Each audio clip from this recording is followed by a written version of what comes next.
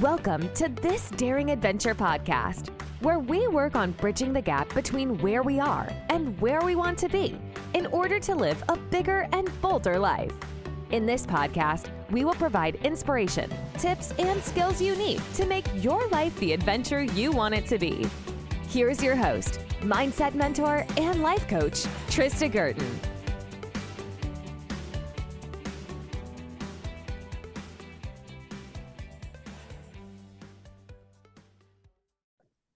Hey everybody, welcome to another episode of This Daring Adventure. Thank you for joining me. Today I have a very special guest. I have my sister-in-law and good friend, Gordana Tomic. Welcome, Gordana. Thank you so much for having me. It's a pleasure. Thank you for your time. And I wanted to have you on today to talk about my favorite nephew, Cristian, and to hear a little bit about your experiences. Cristian has autism and he was diagnosed. Well, you can tell us the story maybe, and you can explain maybe a little bit about yourself and Cristian, and then, the diagnosis and what led you to get him screened. Oh, yeah. So hi, everybody. I'm Gordana, and I'm an educator, and I'm a mom to the 9-year-old boy, Cristian. We call him the little man. And yes, he is living with autism. We had him screened at about 2.5 years of age, which is considered actually really, really early. Even though he was our first and he's our only child, we didn't really know what to compare to or kind of what to look for, but we did notice speech delays, so the lack of speech developing. And I would say more pronounced behaviors. People call it the terrible twos, but I was quite in shock when he turned 2 and some of his behaviors were starting to show because of his lack of ability to communicate with us. So that we had him diagnosed at about 2.5 to 3 years old. And his original diagnosis was social communication disorder. Okay. And then they went back and changed it to autism. Okay. All right. And then, so what have some of the biggest challenges you've faced since the diagnosis? Well, the thing is, diagnosis it's not that difficult to diagnose. I mean, once you get to that point, accepting it and noticing it as a parent would be hard. And then accessing a developmental pediatrician is the difficult step here in Ontario and Canada, and I'm sure as it is in a lot of places. The wait period just to have an appointment is about a year. And once you are diagnosed, I thought that once we had a diagnosis, and I'm sure this can speak to a lot of parents, once you have a diagnosis, you kind of feel like you're going to have the answers and you're going to know what to do. And that's not the case. You still have to learn from scratch and then still wait for further supports and further funding. And those supports and funding can still take up to 2.5 to 3 years to arrive. So even though he was diagnosed very early, supports came much, much later when he was already in school and already receiving supports that we have put into place for him without outside supports. Okay. If that makes sense. Yeah. Yeah. And the biggest challenge since diagnosis really, and even today, is feeling like you're on your own.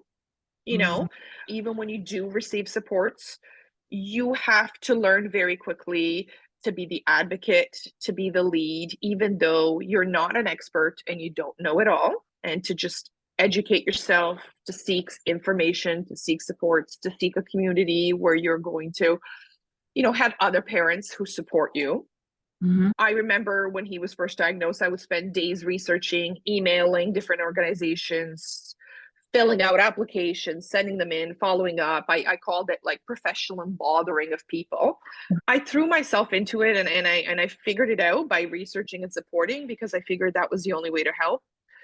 And I still say today, I've learned lots, but I am by no means an expert on it. And everybody kind of does it differently, right? So I'm guessing there wasn't sort of a one-stop shop to get all the information and all the, find support and whatnot. Like, you really had to do a lot of legwork to identify resources. Yeah, once you get a diagnosis, you kind of get, here's a couple of things that might help you. And then those couple of things you can apply for. It's another wait list. So a lot of parents get discouraged because the wait lists are still another year or 2 or 3 years. So you kind of have to go and search on your own.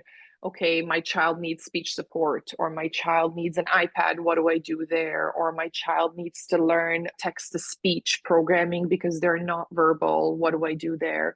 So you kind of become a jack of all trades in special needs training and speech therapy and occupational therapy, and it's not really connected.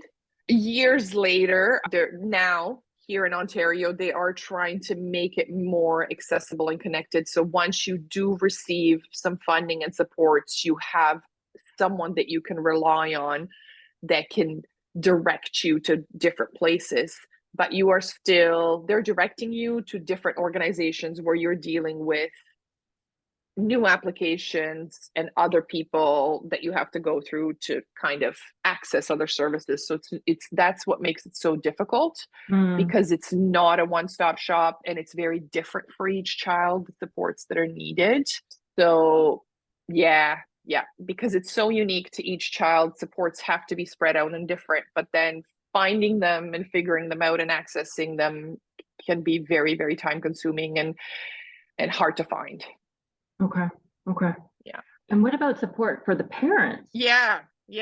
Honestly, when he was first diagnosed, I went through a grieving process, right? Where you kind of go through the steps of grieving, and I sought my own support. So I connected with parents who also had kids who had special needs, but their kids might have been a little bit older. So, they had a chance to go through the process that I'm just going through now. And I did therapy, and I talked to anyone who would basically listen. And that's kind of what helped me. Okay. Now that it's been years, I have found, certain organizations who do offer parental supports, but that also takes time, right? It takes time to find the different places that you can turn to. Okay. And what about your successes? Like, what have your greatest successes been? And I mean, I know you've had him enrolled in all sorts of supports and programs and whatnot. Like, what have some of the best ones been for you and for him? Yeah, I mean, when he was first diagnosed, I said, okay, maybe he doesn't have it, the denial stage, but we're going to do everything as if he does and help him, right? So he had occupational therapy support, he had speech support, he had ABA therapy. We put him in a school that gives support to kids living with autism, because we found that with the needs that he had at an early age in JK to SK, he wouldn't really be supported in a regular classroom. That has changed. So that's a huge success. Now he's in a regular classroom and learning, because we have put all of those into place. And really, even everyday things like going on a vacation, for us, it's a success, because we have to break it down into steps. I create a video for him of a social story of what it's going to look like with my voiceover. I think I use like iTunes videos, and then included pictures of his life and of where we're going, and him going and coming back and then watching that video and being happy about it and succeeding in going on a vacation on a plane, somewhere different. That's a huge success for us. So for us, it's a lot of the stuff that, maybe people don't think about, that we would have to break down into smaller parts to be able to be successful. And just speaking, because he's very verbal and he prefers to be verbal, but having that text to speech training to begin with, where he was giving us pictures, requesting things to build his verbal vocabulary was huge for him. Yeah. So we've had lots of successes, and I feel like it's always something new and new growths. I mean, just like with all children, but I feel like we celebrate ours a little bit more, because we definitely have to put a little more effort into them from our side, and Cristian has to work hard for it as well. Nice. Okay. And tell us what selfies are. Oh boy. So when we're out in public and, people hear selfies. So selfies started out as a Christian's sensory and anxiety need for him. And he would grab your hand and basically put it on his head or ears. So you would rub his head or hand or leg. Mostly it was head. So when they first started, because he can't really tell us what it is, we had gone through, is it an ear infection? Is it something to do with the skin or so on? But really, eventually we figured out that it's a sensory need for him to kind of keep him grounded and calm, and it helps with anxiety. And since the selfies have started, first they were rubs, and he would grab your hand aggressively and rub his head. And then we have trained him slowly over the years by prompting him with a visual to not request the rub, but to say selfies, and to either seek a hand touch from someone else in a nice way by asking for selfies, or to do it himself, to kind of touch his own hand and self-regulate independently, because that's really the goal for everything, right? If he can self-regulate independently and do things independently. And the reason we call them selfies is because asking for rubs is kind of socially not really adequate. So we call them selfies because it's cute and funny, and it's socially appropriate to kind of self-soothe selfies, right? To touch your own hand. And he still asks for it every now and then. He wants a selfie, and he likes to be reassured that you're there and soothe him, and you can just say selfies back, and he'll do it himself. He won't touch anybody else. But I'll see him sitting on his iPad and just kind of gently pat his hand and just self-soothe, and he's good to go, and he's grounded, which is amazing. Yes, I've witnessed that evolution, and it is of the selfies. Yeah, no, he's done great, really. And how are you his advocate? I always think I'm not doing enough, but really, I'm sure everybody thinks that when they think about their kids. But I research, I incessantly talk and follow up. I dig up new information. I contact organizations. I've started doing that a while back, which kind of leads into the Instagram account that I created. I would, reach out to camps, reach out to different day programs or sports, and ask them, what do you have in place for kids with special needs? And I'll really, like I said, I'll talk to anyone who listen, and I'm prepared for him going into school interviews, or I connect still with other parents who, they say, this really worked for us, try this. And over the years, you just kind of collate all of this information that what to do when you're going into things and how to support, even though you don't know everything. You kind of have a good base of how to start whatever it is that he'll need support with, either whether he's changing schools, or whether he's moving or starting a new sport, and so on. Right. And you do have such a wealth of information now. And you mentioned your Instagram account, which is Life, Health, and Autism. Tell us a little bit about that. Well, because years ago when I first started out on our journey, I had to look into a million different places to find information. And years ago, I was actually talking to my sister, and I said, it would be really, really cool if whoever is diagnosed or whoever wants to have a child, they should rent out me and Cristian, as a joke, so they know what to do.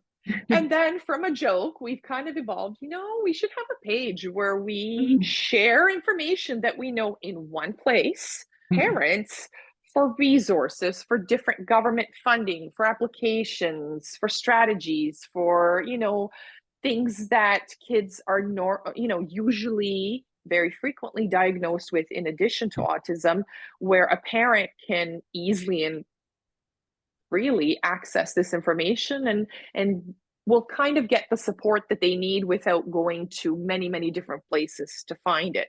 That's what our Instagram page became, because it's so readily available and it's so easy. I figured, why not share our life, really, and some of the super cute, funny, and unique things that, we do, but it will help other people, other parents, and really anybody who will take a few minutes out of their day to look.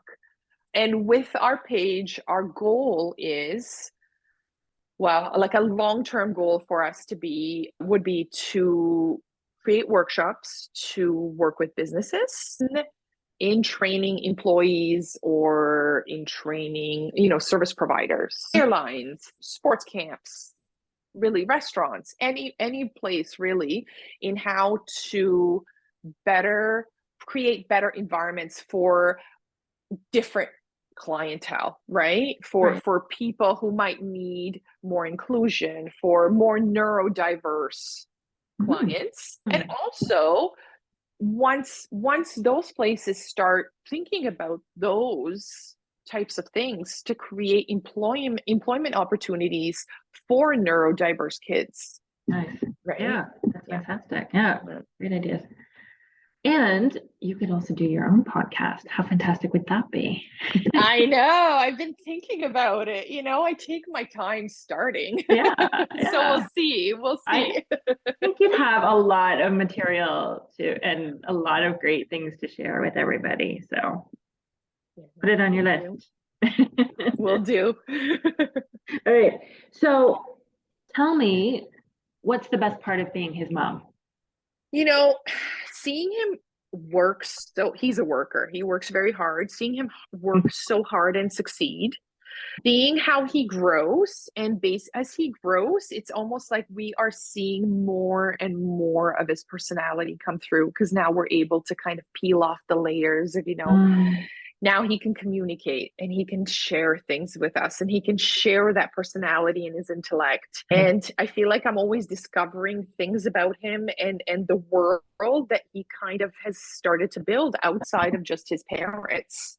And that's such a beautiful thing, because my fear was, when he was first diagnosed, is that he will not have a world outside of us, that he will not be independent, and I'm sure that's a lot of fears for every parent, but especially parents with kids with special needs. And now discovering that, oh my gosh, he does all these things by himself, and he has a whole world outside of us, is just beautiful to see develop and for us to discover it.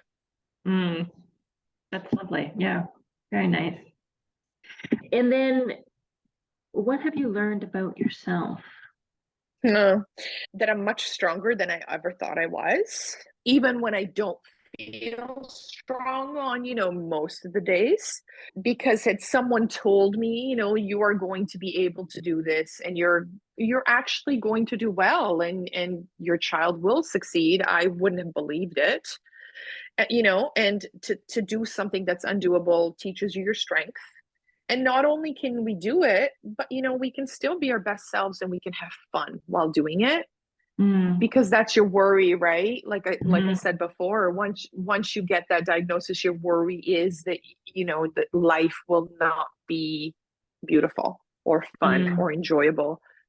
And I've learned that, hey, everybody's strong, and everybody can do beyond what they originally thought, and you can still enjoy the beauty of life through being a mom or an advocate for your child, or through seeing your child grow.